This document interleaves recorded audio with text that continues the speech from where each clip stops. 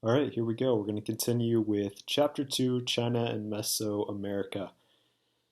So, first off, for me, it's been a long week. So, normally I like to leave my house and go somewhere to record, but that was not possible. So, as a forewarning, you might see some guest appearances from my dog here and my cat, who actually would be the trouble, one who would cause trouble. So if you see them pop into the picture, that's what's going on. I apologize, it's a little unprofessional, but hey, uh, we'll make it work. It'll be all right. So we're going to start off with China. So in the PowerPoint, which I have linked onto OpenLMS, there is a nice link to a video that I was watching this week about China and Chinese sporting history. So if you watch that, I want to say it's just shy of an hour. That's going to give you a really, really good idea of what's going on with Chinese sporting history and would be a great resource for you. Now, China's cultural history has been going on for a very, very long time. Obviously, we have China today that we see in world news or you may have visited before.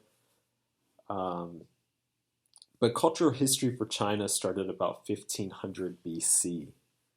So, over the course of 2400 years, or actually possibly longer, you'll see 10 different dynasties ruled China. So, we're starting at about 1700 BC and ending all the way into the year 1911. You know, that's only 100 years ago. So this dynastic history of China was extremely, extremely extensive. And the sporting culture of China now, along with the sporting culture of the world, was largely influenced by these different dynasties building up to where we are today. And we can look at archaeological evidence and find evidence for organized sport, along with games such as chess or checkers or um, other games that we're less familiar with here in the United States or even at this point in history. So, looking at the cultural history of China between 1500 BC and 900 AD, China was largely in a feudal political system. What that means is at the top, you have a ruler, a king, a emperor, whatever it may have been called at that period of time. And that person controls all the land. Now, what they do is they allow your average person to farm that land. So 90% of people are farming the land. They're peasants, they're farmers, whatever you want to call them. And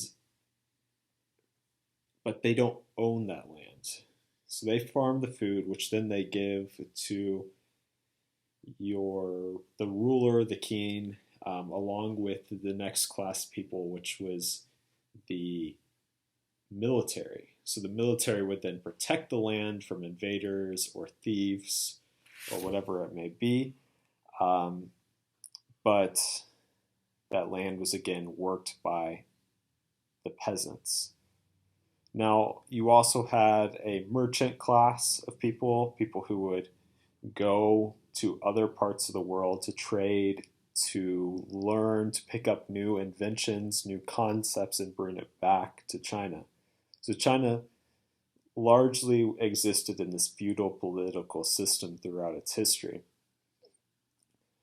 What this meant was since there was so much land to be protected and there was a social class of people dedicated to protecting that land, that meant military training was necessary for warlords and emperors. The military, the army, needed to be trained. So just like we talked about last week in ancient Sumer, along with ancient Egypt, a lot of sport was derived from training these knights, these warlords, whatever they may be called, to battle. Now, what China excelled at was the use of chariots. So on these chariots, there would be three people.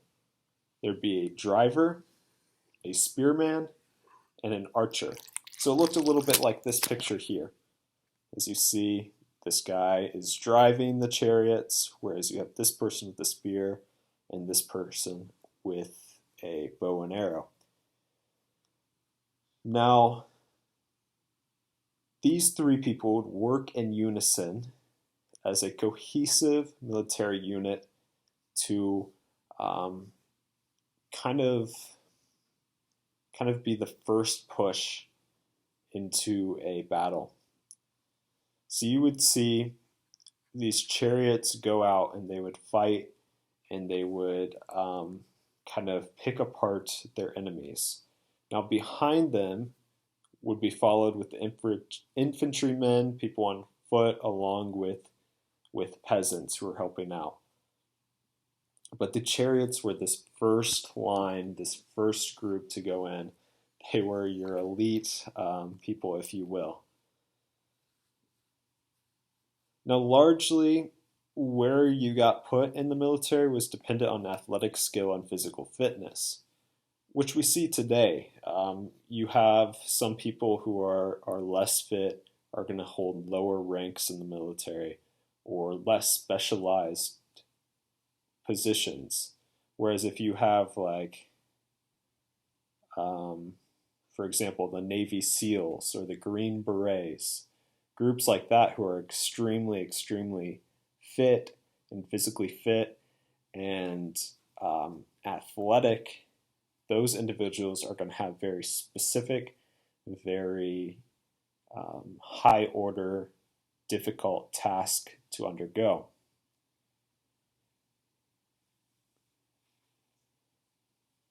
Now, as part of military training, again, if you're trying to get some of these better positions, more honor, a easier job, if you will, or at least a job that would be more meaningful, you needed to be fit. So the Chinese developed a game very similar to modern football for military training. And a lot of the sports that they competed in and played were building towards battle, building stronger, more unified groups of warlords, if you will. One of China's largest sporting influences within its culture was archery. And archery goes beyond just that chariot. Like one chariot, as I just mentioned, had an archer on it. But archery also infiltrated its way into the highest levels of Chinese spirituality, Chinese philosophy, and Chinese rulers. So archery was a sport that was competed in from the highest parts of the Chinese culture to the bottom. In fact, Confucius was an archery teacher. Confucius famously said that a well-developed person, a well-rounded person, did not need to compete. But if they were to compete, they should compete in archery. Now, archery was in many ways similar, but also many ways different than, as you can see, I'm giving some good belly rubs that he's got to be flipped over like this. Archery was much like we know today, where you're aiming at a target, but it was different in the fact that it was very ritualistic, and it was, as much as it was a sport, it was also a metaphor for life and metaphor for the Chinese culture as a whole. So one thing that was very prevalent was these rules on how you would arch or how you would shoot the bow and arrow. Rather than just shooting it in the most comfortable way, the best way you can get accuracy, there was a very defined set of rules. For example, the elbow had to be straight, pulled back. And the archers were forced to take more time while contemplating their shot, picking where they would fire, um, than what might have been most comfortable. In fact, as they were going through pulling the arrow back, they would often put a bowl of water on their elbow. And as they drew the arrow, they had to do it slowly and very controlled and very straight so that none of that water would spill out. And this was a demonstration of the thought that had to go into each shot, which was which tied into philosophy. So what the Chinese brought through archery, maybe before any other culture, was this concept of how philosophy and culture as a whole could be represented with sport as a metaphor. That sport didn't have to just be utilitarian or just for fun, but it could also go beyond to unify a culture and teach different ideas, which we see today. Like you have coaches will talk about how, oh, this sport represents life as a whole. This is the life lessons you should be learning from this sport. And that largely comes from, or at least was first seen in the Chinese culture. One big concept, for example, was respect. In fact, it was kind of well known that even if a younger or less experienced or less honored member was about to win an archery contest, they would hold back or purposefully um, be flawed so that a more respected member could continue to win. As archery became more prevalent and became more integrated into culture, there was this concept called the six arts. Now, the six arts represented what the Chinese pictured as if you were good at these six things, it would mean that you were the perfect gentleman. You were this perfectly well-rounded individual who was just very well balanced. So the six concepts were math, calligraphy, literature, equestrianism, riding horses, music, and archery. So this idea of archery became part of what it meant to be a good and well-rounded member of Chinese culture, which is pretty interesting. Now, beyond just archery, China, sport and recreation, in many ways came from the nobility, the ruling class, the ones who had the more luxurious life. And that's the same as we saw in ancient Sumer and ancient Egypt. The ones with power had more time and were more able to play. So they were enjoying sports like sports and recreation. They played cards, they played chess, they played board and table games. You see early paintings like this one here showing members of the Chinese culture playing games. Now, beyond just this nobility, you had hunting. And hunting was popular with both the nobility as a sport and the peasants as a means of securing food, which is yet another similarity to Sumer and Egypt. Again, we saw the Egyptians would hunt using dogs, and that was a sport and a game for the nobility, yet it was a way of survival for those who were not as well off. So popular sports, boxing came up out of China in about the year 527 AD, and we found that over the course of the next 550-ish years, that it got more and more complex as time went on. Eventually, it became a system of about 170 moves or movements, which is extremely complex. That this sport had developed to have um, so many patterns integrated into it. So beyond boxing, there was still a need for development of military skill, and that idea is where martial arts kind of evolved from. So martial arts, which are still practiced today, as many of you know, were deeply, deeply embedded into Chinese philosophy. So you saw these concepts of Chinese philosophy kind of coming into the sport and then the sport going into philosophy, which is interesting because we still see that sort of thing today where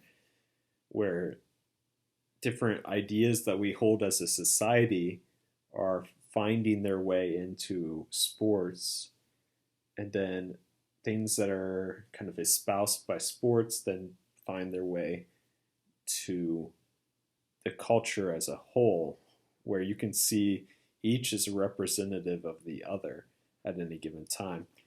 And martial arts were largely, you know, a system for military training, just beyond the cultural aspects. So, like I said, they start to develop concepts and elements of Chinese philosophy. One of those is yin and yang, where this positive and negative forces in the universe, and um, kind of finding a balance between the two. Later, it was more. Later is incorporated is a concept called Jingluo, um, and that was basically this idea that there's a science to um, understanding the different aspects of the body and how they integrated. So, for example, you have bodily fluids, you have blood, you have um, different regions, different markings, different elevations where this bone or that bone um, are higher or lower than than others, and from there you can develop the science of those sports and integrate that into sport. I apologize. Like I said, the cat's always the one who causes the trouble. All right, so we're going to move into Mesoamerica. I'm going to pause for a second and get this under control, and then we'll get going again. All right, so we're back with Mesoamerica. I apologize about that. So Mesoamerica is this region of the middle parts of the Americas, North and South America. So we're looking at from northern Mexico, and then you're going southward towards Belize, Guatemala, Honduras, and El Salvador. Along with this, we're going to go all the way down to like Peru when we get into the Inca Empire. So the earliest group to settle in this area that you could probably define as a civilization was the Olmecs, and they existed from 1500 BC to 400 AD as a civilization. Yes, to some extent they existed before that, and to some extent the people still exist today, though not necessarily defined as the Olmecs anymore. And they kind of resided right on that curve of Mexico. So the Olmecs became more or less a blueprint for other ancient civilizations. They created a lot of stonework, like these famously these stone sculptures of heads. They also developed some of the same architectural components that we later see in the Mayan um, area. So what happens is Olmecs kind of no longer exist. They kind of fade away, and then they're replaced by other cultures. Now the other cultures see these great cities, these great architectural wonders that they created, and mimic those themselves. Now the first one of these that is of note for us in this course is the Mayans. The Mayans exist from 250 BC, 250 AD to 900 AD. So they do overlap with the Olmecs. And the Mayans kind of fill that same space as the Olmecs, but then expand outwards and conquer more areas. Now, they, again, like the Olmecs, build these large cities with great stonework and just amazingly detailed. We think of these as ancient civilizations that were completely different than that were like light years behind the European civilizations. But that's a completely backwards way of thinking because in reality, they had different focuses, and their focuses they were extremely, extremely good at. So the Mayans, though they were existed for very, very far back, kind of built up in this time period. They were extremely creative farmers. That region of Mexico isn't great for farming. So what they would largely do is they would go and they just cut everything down, they'd burn it, and that would fill the soil with the nutrients that they would need to grow their crops for a period of time. Once that they no longer had the nutrients, they would move on, slash down another section of forest or vegetation, burn that, and then let the other one regrow, and then they would build their crops into this place. So they kind of migrated, which in a way put them on this kind of ticking time clock of how long they could exist before things just no longer worked out. They ran out of the ability to farm at a high level. But they were able to form a large city, the Chichen Itza. You see, for example, in this picture here. Along with, they actually basically rediscovered Olmec ruins and built just built right on top of them and kind of took over and claimed it as their own cities. So to the northwest of the Mayans, you have the Aztecs, or as they called themselves, the Mexicas. Um, and their large city was Tenochtitlan, which is an amazing concept. So basically, what they did is they were within this lake region and they built a city within the lake. So they developed these floating cities with canals and crops and everything they needed floating and growing out of the water. Now, the Aztecs, we think of them as this extremely, extremely ancient group of people, but in reality, they were only around for 100, 200 years before the Spaniards came in.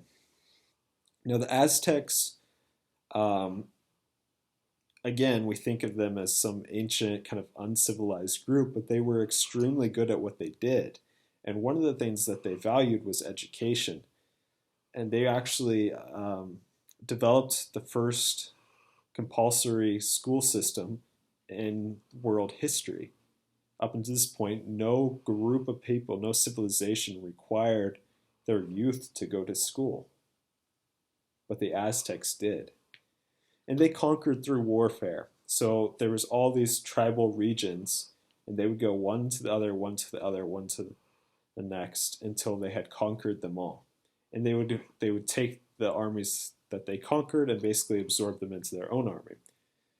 Now, this was great because they were able to expand and have lots of territory and lots of resources and be relatively safe within their city because they had the buffer of all these other groups that they'd conquered. But when the Spaniards came in, the Aztecs were affected largely by the disease that the Spaniards introduced. And then also, all these groups that they'd conquered were like, yeah, we're going to go help out the Spaniards so we can go be independent again. Because they seem to not like the Aztecs. We don't really like the Aztecs because they conquered us. And then the Spaniards immediately had this large army to kind of go conquer with. Now, to the south in Peru and the Andes Mountain region was one of the largest empires to ever exist, and that's the Incans. Now, their main city was Cusco, um, and they were interesting because not only did they conquer by warfare like the Aztecs, but they also used diplomacy. So even though they didn't have a system of writing like these other groups, they were able to kind of unify through very diplomatic means. Now, because they lived in the Andes Mountains, which are just towering, towering mountains, they developed this farming systems within. So they had these terraces like you see here. These terraces allowed them to grow many crops right onto the mountain sides. And the Inca actually developed the ability to freeze dry foods so that they could store them for longer.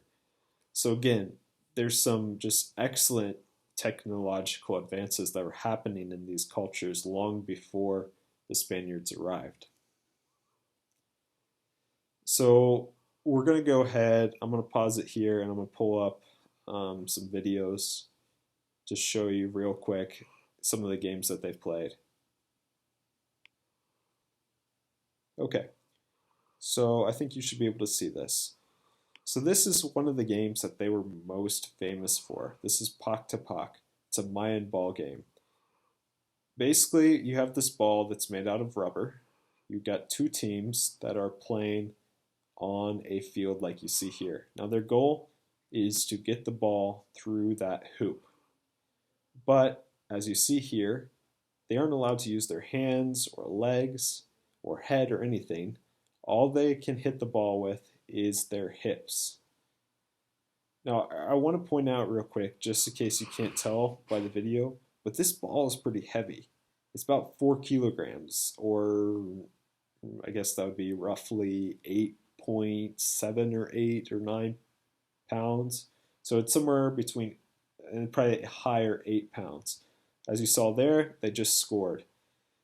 So they're hitting this ball with their hips, and they are able to move it around. Now, a similar concept here is body to the ground. It's a pretty brutal concept for a sport. Okay. So, and then that last game that you saw was Ulama. So because that ball was so heavy, they developed a lot of protective equipment. Often wouldn't necessarily use it, but you will see to some level gloves, arm guards, knee pads, and chest protectors. So like you see here, each of them is wearing a knee pads. Nobody's wearing gloves, maybe a chest protector of some kind there. But that was just to keep them safe as this kind of fast-paced ball game is going on.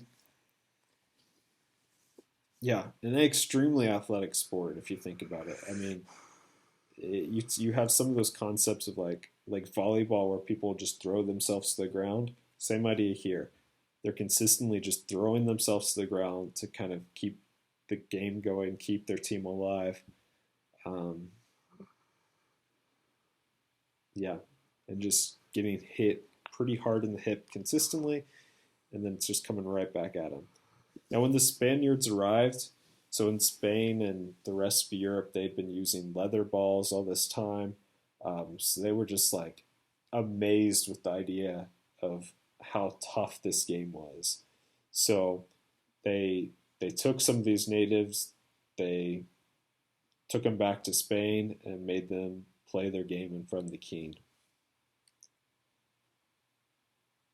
So even this group that was coming to conquer them was just amazed with the games that they had going on. And it was a connection. It was something that was like, hey, look what these people have going for them.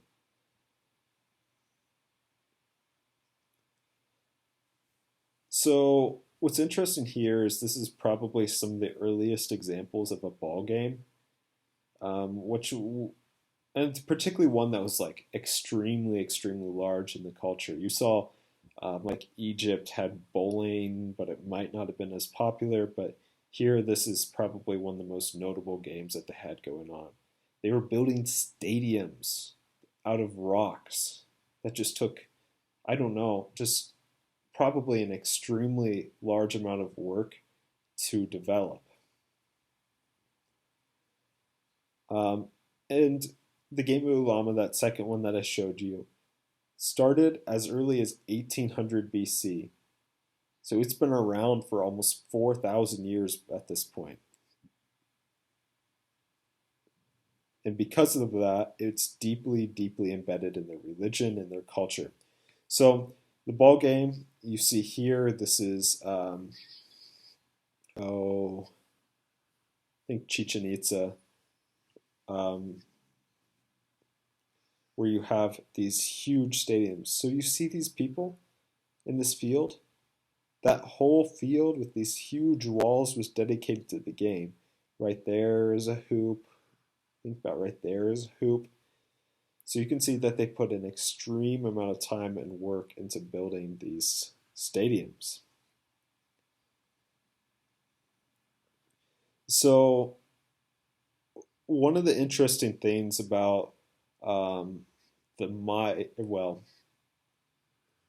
multiple of these cultures, but primarily the Aztecs, was there was a large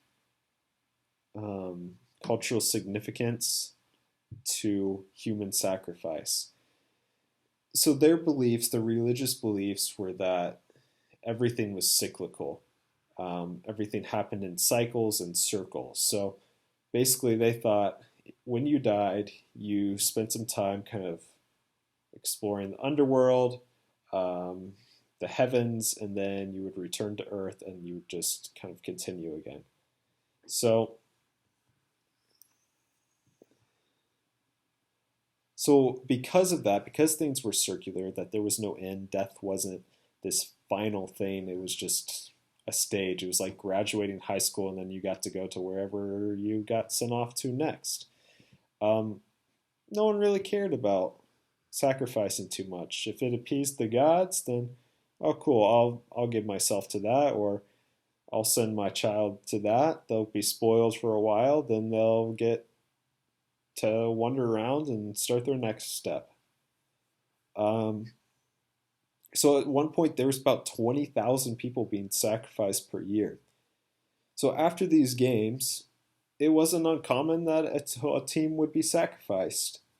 Now, we don't know, just because it isn't super well defined, whether it was the losing team that got sacrificed or the winning team, or how it was decided who got sacrificed. But it was pretty common that these athletes, these very fit people, would be sacrificed to give the gods the best of the people. And this was not just to appease the gods, but it was also to kind of plead for a good harvest or for fertility so that you could have more people introduced into the culture. So, in many ways, the sport became really embedded in their religion and their culture in that way. So, the ball court was an I shape, as you kind of saw before. There's two hoops about in the center. Um, and they have these huge, high ornamental walls. If you look on the walls today, you'll see markings and carvings and drawings and explanations of what this was to them, kind of carved into the stone. And also, of course, you have the stone ring, which is in the middle of the wall and served as a goal.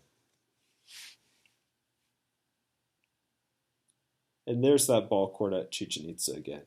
As you can see, just absolutely huge. And pretty crazy that they could get that 8-pound ball just bouncing off their hips all the way up through those little hoops up there.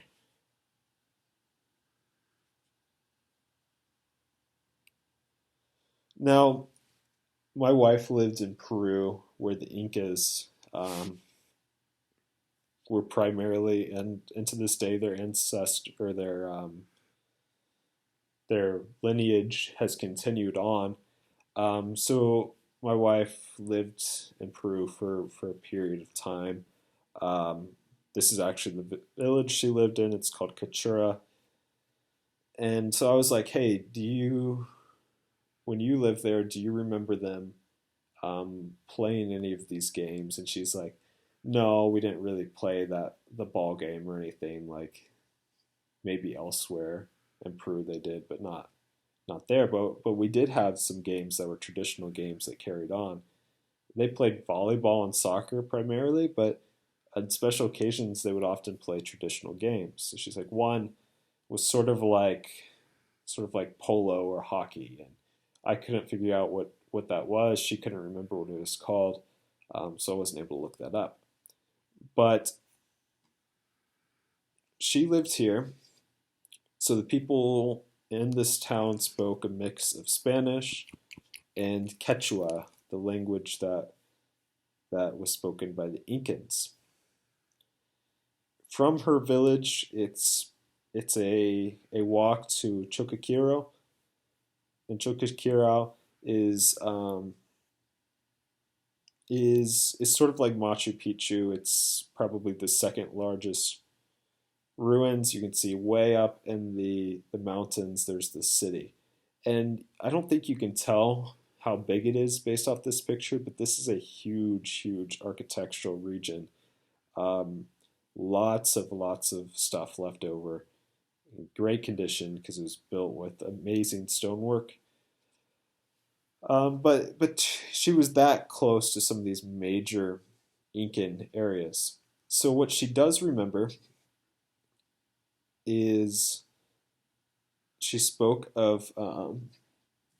Actually, I was able to find pictures in her scrapbook, but a rite of passage for young men as they grow up and kind of become adults. They participate in what's called Huarachiku. And this is her picture, so you can see one of these is she worked in I guess orphanage might be the best way to describe it, but she more or less was raising, um, I think about 10 to 15 children. So one of them completed their rite of passage. They went on to this event, and here's the picture. They're dressed up in traditional clothing, kind of reenacting a battle and marching, and then afterwards, her with the kid who went through the rite of passage, and then you can see some of the ruins in the background. Here, see that large stone wall. So here's a quick little video, kind of going over it. And you can see that sports and athletic feats were huge in this. So they do marching, but they're also doing these fights on boards. They're carrying things. They're dancing. There's a lot of physicality and athleticism to this. High ropes course. And you see that they're demonstrating courage and how physically strong they are, that they're ready to be men, that they're ready to be warriors within um, the Incan culture. So some of these acts of courage are similar to what we saw last week, where, for example, they'd go lion hunting And, you know, even though they died, a lot of them were kind of revered because they were the ones who got closest to the lion. They were the most courageous. That's great. They should be celebrated. Um, so, in a safer way, you're kind of seeing the same concept here. Like, oh, look, I can climb up here.